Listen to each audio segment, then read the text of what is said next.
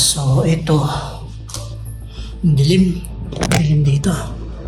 At nang pumasok ako dito sa may gate, ito pala yung paakyat sa second floor. Ito yung bakit sa second floor. At habang naglalakad ako papunta sa second floor, may nakita akong mga nakatambak sa ilalim ng hagdanan. Hindi ko alam kung ano mga kahoy na to. At nang lapitan ko ito, isa pala itong kabaong. Meron ditong kabaong. Puro bote, tas may kabaong. Nagpatuloy na ulit ako na mag-explore para pumunta sa second floor. Pero nasa hagdanan pa lang ako, Oh!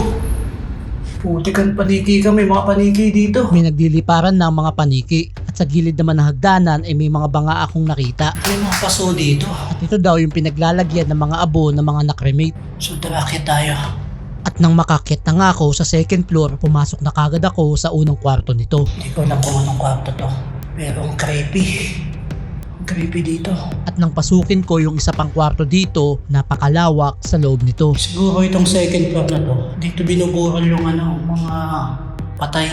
Mas madaming kwarto. At nang makarating ako sa bandang gitna nito, may nakita pa akong mga kwarto. Yan, puro kwarto dito. At nang pasukin ko yung isa sa mga kwarto dito, napakalawak din sa loob nito. Lawak.